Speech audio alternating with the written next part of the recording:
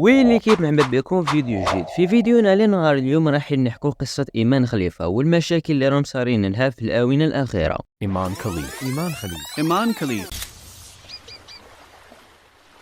إيمان خليفة ملاكمة جزائرية زايدة في 2 ماي عام 1999 في ولاية تيارت. وإيمان خليفة ملي كان عمرها 5 سنين وهي تعشق أي شيء له علاقة بالرياضة، حيث كانت عندها عادة اللي هي كل يوم تخرج تلعب بانو مع ولاد حومتها. المهم جاز العوام وهي على هذا المنوال، لكن في خطرة وهي مازالت صغيرة، نقولوا في جواي 10 سنين 13 سنة، تناشعت هي واحد من ولاد حومتها وضرباته. قال لك هذا الطفل كي راح للطبيب، الطبيب قال له امبوسيبل تكون ضرباتك طفل. وهنا إيمان اكتشفت الموهبة تاعها اللي تمثلت في رياضة الملاكمة. على حساب الهضرة تاعها، إيمان كانت هي والعائلة تاعها عايشين في فقر كبير، حيث كانت تبيع الخبز في الشارع وتجمع البلاستيك والحديد باش تقدر تروح للمكان اللي كانت تدرب فيه على رياضة الملاكمة. وكأي بنت أو طفلة جزائرية عايشة في فقر، كانت عندها قوة رجل في الأوقات اللي تحتاج تكون فيها كرجل. وبحكم أنها كانت تحب الرياضة وكانت تعشق الملاكمة، كانت بزاف من ضابطة، وكانت دائما تطمح باش تنمي المهارات تاعها، وكانت تبحث وراء الانجازات. وبعد ايام طويله وعوام، ايمان قدرت تحقق جزء من الاحلام اللي كانت ناويه تحققهم، وقدرت تدير انجازات دوليه ووطنيه. وحاليا ايمان خليفه راهي مشاركه في اولمبياد باريس، وتقدر تقول هذه الاولمبياد مخططين لها مقبل ولا عشوائيه، اللي في الافتتاح تاعها رجوا للشواذ وللمثليه بطريقه انورمال. وبلا ما نهضروا على نهر السين اللي تقدر تقول واد الحراش فرع باريس، واللي خلى بزاف من المشاركين في الاولمبيات واللي كانوا يتدربوا فيه يتعرضوا للامراض، وكاين منهم اللي ولاو يتقيوا 5 خطرات في النهار. مجرد معلومه فقط انه في نفس هذا النهار حصلت مجزره مات فيها بزاف من المتظاهرين الجزائريين الابرياء بفعل القوات الفرنسيه في وقت الاحتلال الفرنسي للجزائر. نرجع لموضوعنا. ايمان خليفه في هذه الاولمبيات قدرت تقريبا تهزم كاع الخصوم تاعها، حيث نهار الخميس اللي فات قدرت تخلي الخصم تاعها ينسحب في اقل من 47 ثانية، اللي كانت واحدة إيطالية يسموها أنجيلا كارين، واللي مورا النزال قالت أنه بابا ما ضربنيش كيما ضربتني إيمان، وقالت امبوسيبل تكون اللي ضربتني طفلة.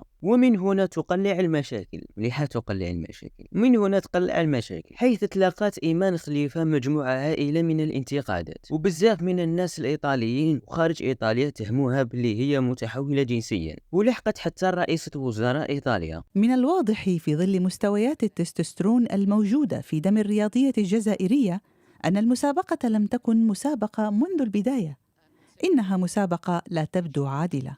أعتقد أنه لا ينبغي السماح للرياضيين الذين لديهم صفات جينية ذكورية بالمنافسة في المسابقات النسائية، ليس لأنك تريد التمييز ضد أي شخص، ولكن لحماية حق الرياضيات في التنافس على أسس متساوية. رئيسة وزراء إيطاليا قالت أنه إيمان خليفة لازم ما تشاركش في هذه الأولمبياد، لأن عندها ارتفاع في نسبة التستوستيرون، واللي هو هرمون الذكورة، يكون عادة مرتفع عند الذكر ومنخفض عند الأنثى. وفي حالة تكون الأنثى عندها ارتفاع في هذا الهرمون، تكون هذه الأنثى شبه رجل، هي على حسب الهضرة تاعهم. لكن من جهة الشخصية نسا بلاصتهم الكوزينة، يسمى الذكر هو اللي ربي سبحانه خلقه للمصارعة والصوالح هذو تاع العنف. ومن جهة الدين تاني يقول الرجال قوامون على النساء. وبما أن إيمان خليفة عندها صفات ذكورية وقوة ذكورية، هذا يعني أنه عندها الأهلية للمصارعة وبشدة. وأصلا إيمان خليفة ربي سبحانه خلقها كامرة وعاشت كامرة وقاومت الظروف المعيشية اللي جازت اليوم كرجل. خلاصة كامل هذه الهضرة أنه هذه الطفلة الإيطالية هي اللي ما تستحقش المشاركة، باسكو بلاصتها الكوزينة تروح طيب بيتزا إيطاليانو. وبما أن الحكاية انتشرت وتطورت أولا إلكترونيا تحديدا في تويتر، وإيلون ماسك بغى يحشي روحه ودار تغريده وكتب فيها هذا ليس عدل. واش من ليس عدل يا إيلون ماسك؟ ما على بالكش باللي لو كان طيح معك فيكم بارحة تطويك. وبعد كل هذه الانتقادات اللي تعرضت لها، عن بالكم إيمان تسكت؟ لا، بل زادت طوات وحده من الماجر، وقدرت إيمان تتأهل للنصف النهائي وتحصلت على الميدالية البرونزية. إيمان خليفة في هذا الأولمبياد جسدت مثال المرأة الجزائرية المجاهدة،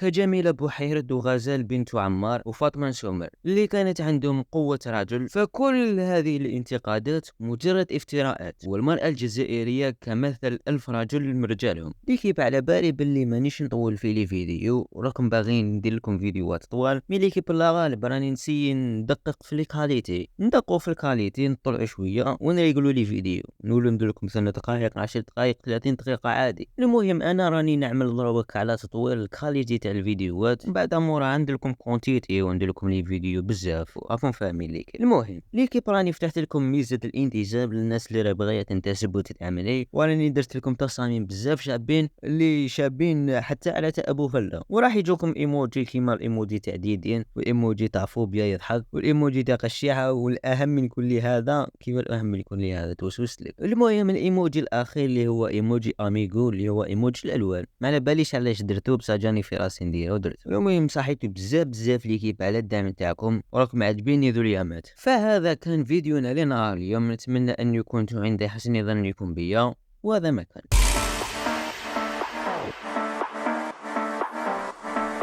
قال لك باللي راح تضرب تسونامي في الجزائر، ما لا دير لي ابوني قبل ما تضرب تسونامي.